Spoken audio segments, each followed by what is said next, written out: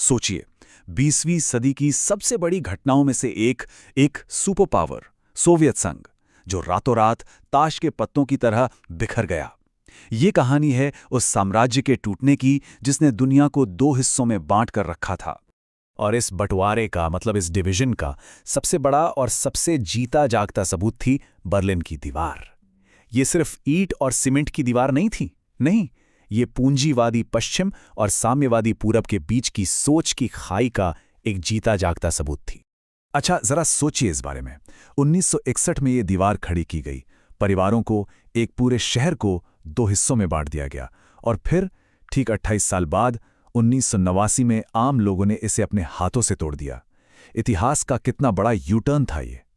तो सवाल यही उठता है कि ये इतना बड़ा बदलाव आखिर हुआ कैसे? तो इस पूरी कहानी को समझने के लिए हम कहां से शुरू करेंगे? सबसे पहले दीवार के गिरने की बात करेंगे, फिर उस सोवियत सिस्टम को समझेंगे जो इसके पीछे था, फिर देखेंगे कि उसमें दरारें कैसे पड़ी, गोर्बाचेव ने क्या दांव खेला, और फिर उसके बाद जो शॉक थेरेपी हुई और दुनिया पर उसका क्या असर पड़ा उसे भी जानेंगे।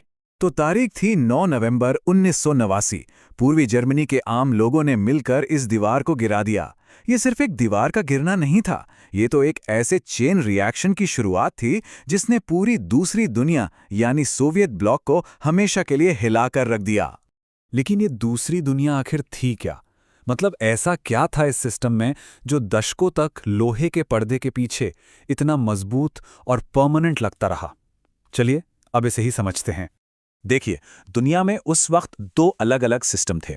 एक तरफ था सोवियत समाजवाद, जिसका मकसद था बराबरी वाला समाज बनाना।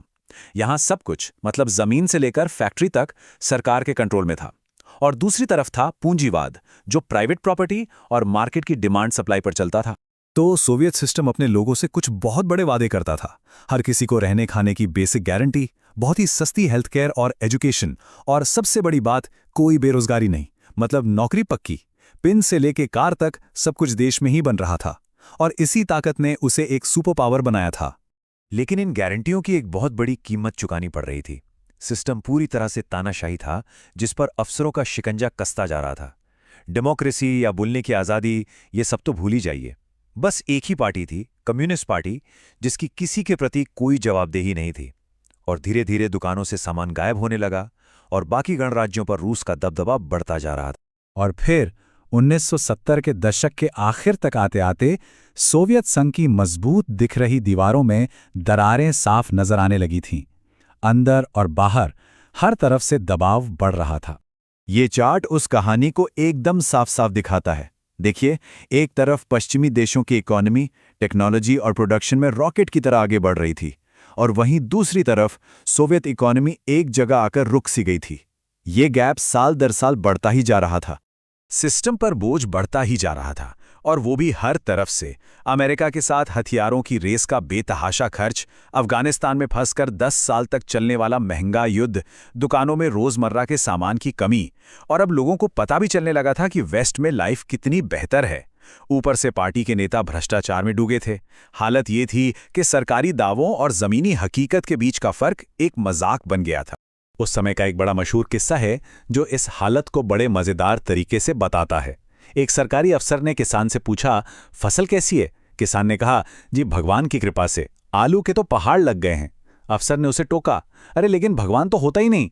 किसान ने शांति से जवाब दिया, तो फिर आलू के पहाड़ भी नहीं है। मतलब सब सरकारी झूठ और प्रोपेगेंडा था। अब ऐसे बिगड़ते हालात में एंट्री होती है मिखाइल गोर्बाचेव की। वो जानते थे कि सिस्टम फेल हो रहा है, और इसे बचाने के लिए उन्होंने एक बहुत बड़ा दांव खेलने का फैसला किया, सुधार का दांव। उन्होंने दो बड़े आइडिया पेश किए।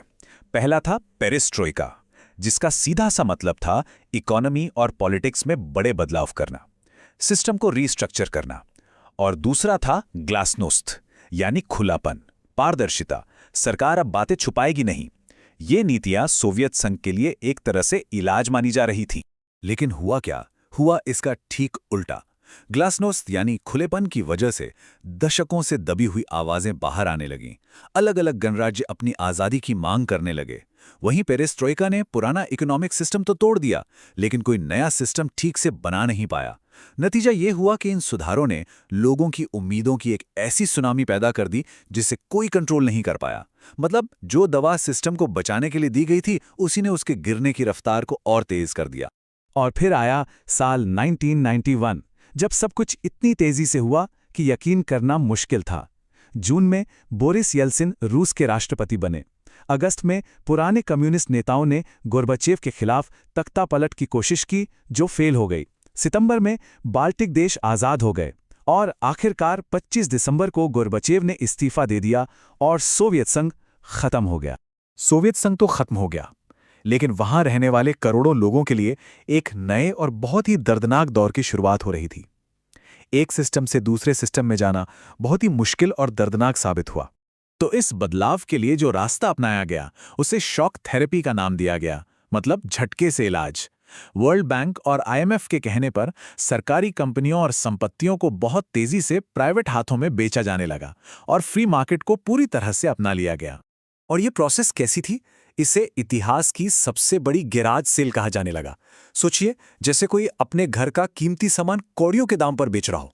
देश के बड़े बड़े उद्योग ऐसे ही बेच दिए गए और आम लोगों पर इसका असर बहुत ही भयानक था। ये चार्ट देखिए, लगभग 90% इंडस्ट्रीज प्राइवेट हो गई। रूस की करेंसी रूबल की कीमत मिट्टी में मिल गई। महंगाई इतनी बढ़ी कि लोगों की जिंदगी भर की बचत रातों रात जीरो हो गई और जो पुराना सोशल सिक्योरिटी का सिस्टम था, वो पूरी तरह तबाह हो गया। ये लाखों लोगों के लिए एक बहुत बड़ी तबाही थी। तो चलिए अब जरा बड़े पिक्चर पर नजर डालते हैं। सोवियत संघ के टूटने का पूरी दुनिया पर क्या असर हुआ? इसने ग्लोबल सिस्टम को कैसे हमेशा हमेशा के लिए बदल दिया? मोटे तौर पर 3 बहुत बड़े बदलाव हुए। पहला तो ये कि कोल्ड वॉर खत्म हो गया, कम्युनिज्म और कैपिटलिज्म की वो 50 साल पुरानी लड़ाई खत्म। दूसरा, दुनिया बाइपोलर से यूनिपोलर हो गई, मतलब अब सिर्फ एक ही सुपर पावर बचा, अमेरिका। और तीसरा, दुनिया के नक्शे पर 15 नए देश बन गए, जिससे पूरी ग्लोबल पॉलिटिक्स ही बदल गई। तो आखिर में ये एक बहुत बड़ा सवाल हमारे सामने खड़ा होता है। सोवियत संघ तो टूट गया, लेकिन क्या इसके साथ ही समाजवाद का आइडिया भी हमेशा के लिए खत्म हो गया? ये सोचने वाली बात है।